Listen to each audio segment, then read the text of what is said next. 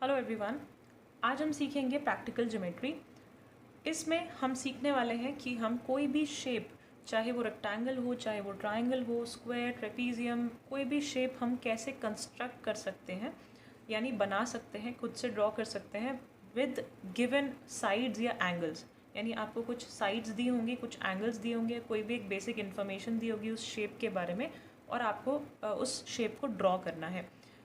हमारे पास कुछ चीज़ें होती हैं जिसकी यूज़ से हम ड्रॉ करते हैं। स्केल यानी कि आपका रूलर, कंपास और प्रोटेक्टर यानी कि डी। तो आपको सबसे पहले 2-3 चीज़ें यहाँ पे पता होनी चाहिए। पहली चीज़ ये कि एक एंगल को आप कैसे बनाते हो with the help of protractor, यानी डी से कैसे बनाना है और कंपास से कैसे बनाना है। तो कंपास से एंगल्स बनाने को मैं एक और वीडियो में अलग से आपको सिखाऊंगी। उस वीडियो को अच्छे से देखना कि कौन कौन से एंगल्स आप कंपास से ड्रॉ कर सकते हो, कौन से पॉसिबल नहीं है।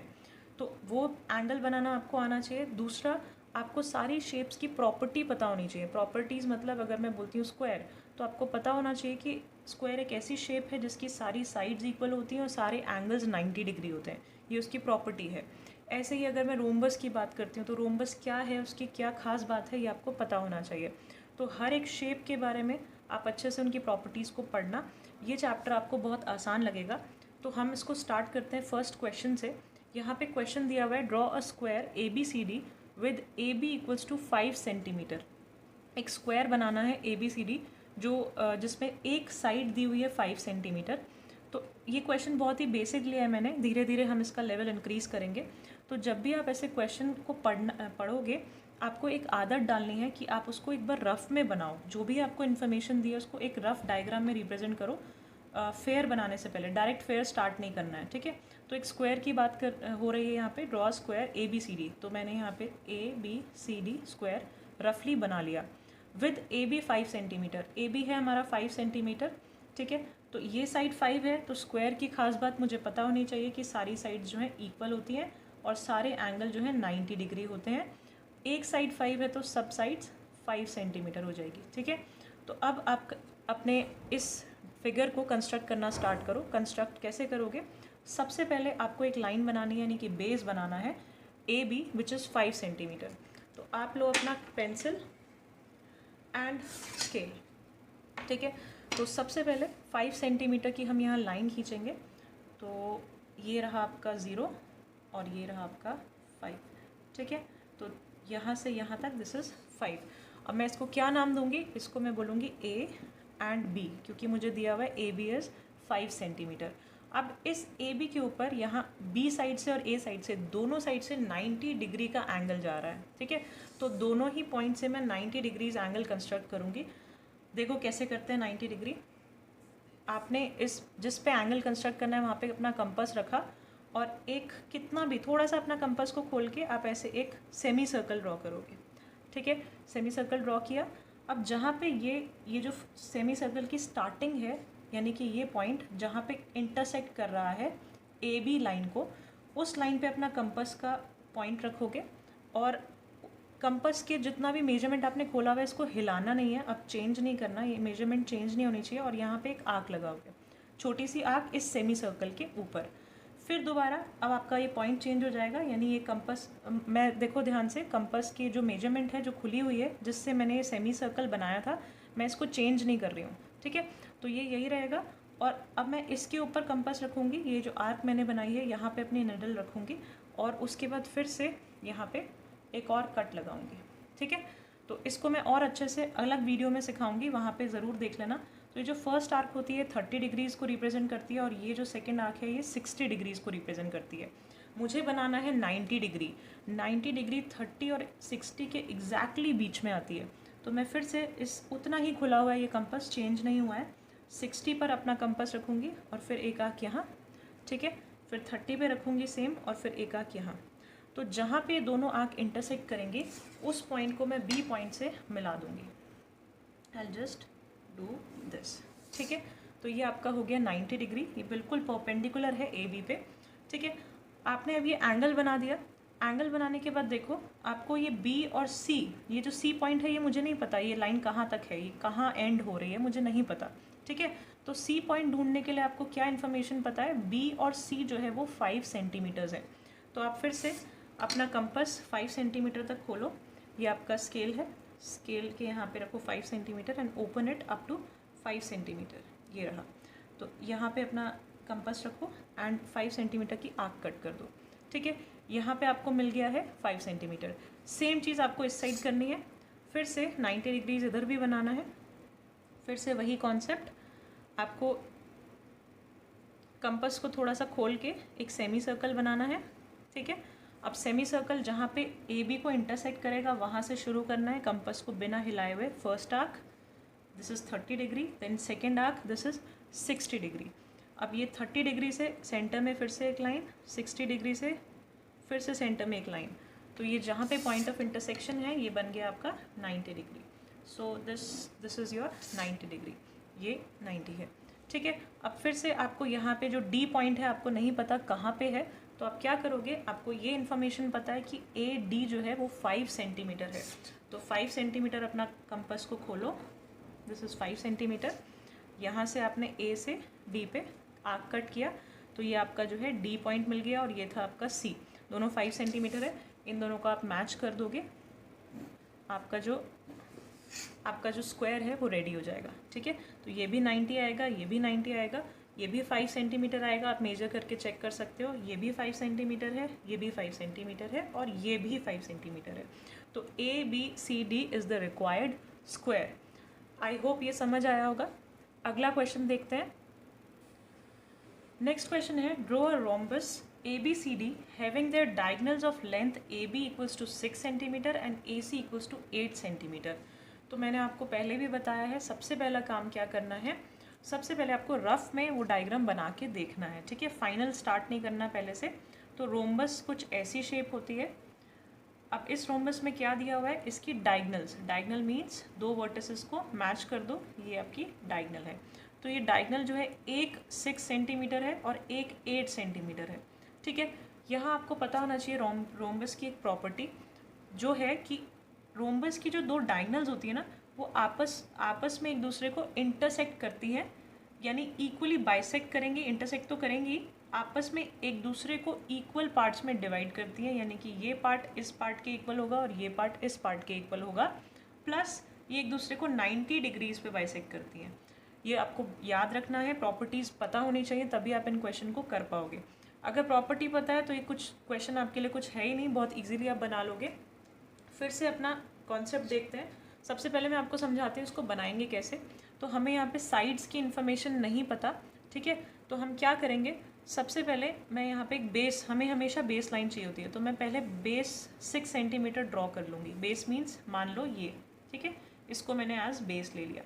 अब मैंने इसको 6 सेंटीमीटर ड्रॉ किया, तो मैं इसका बाइसेक्टर बनाऊंगी। बाइसेक्टर मतलब, क्योंकि ये जो दोनों डायगनल है ना, ये आपस में एक दूसरे को बाइसेक्ट करती हैं, यानी इक्वली डिवाइड करती हैं। तो मैं एक ऐसी लाइन बनाऊंगी 6 को जो इक्वली डिवाइड करेगी, तो बाइसेक्टर हम ड्रॉ कर देंगे। अभी मैं सिखाऊंगी आपको कैसे करना है।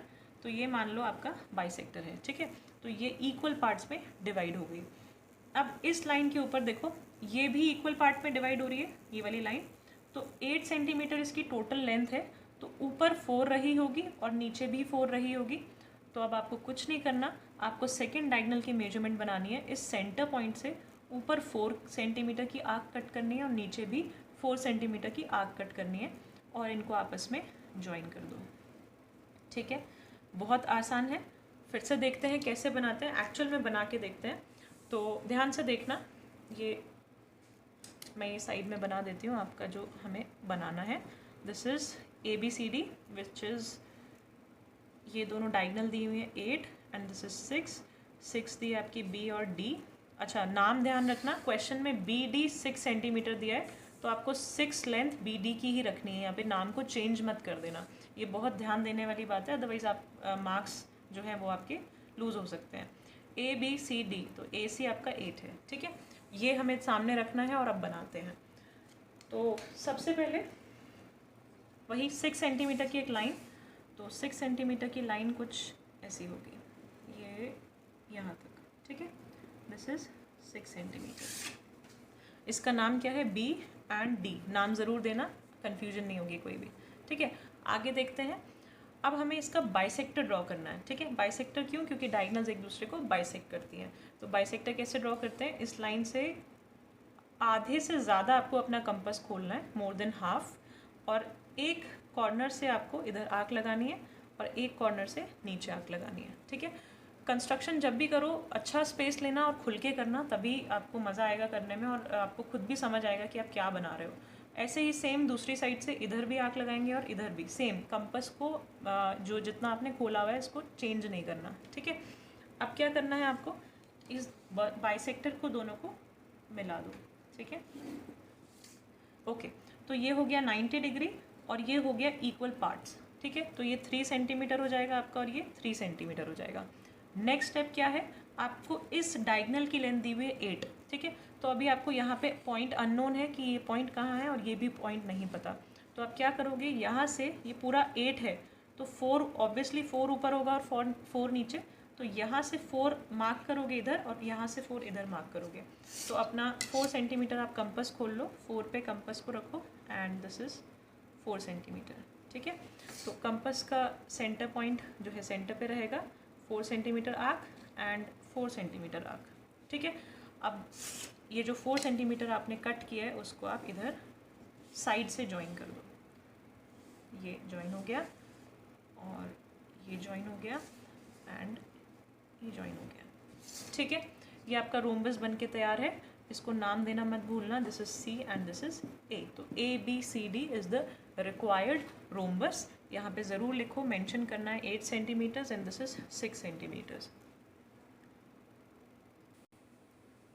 नेक्स्ट क्वेश्चन देखते हैं। आपको एक क्वाड्रिलेटरल कंस्ट्रक्ट करना है, MORE, मोर नाम का एक क्वाड्रिलेटरल आपको बनाना है जिसमें MO 6 सेंटीमीटर है, एंगल M जो है वो 60 डिग्रीज है, angle R 105 degrees, OR 4.5 centimetre, angle O is 105 degrees.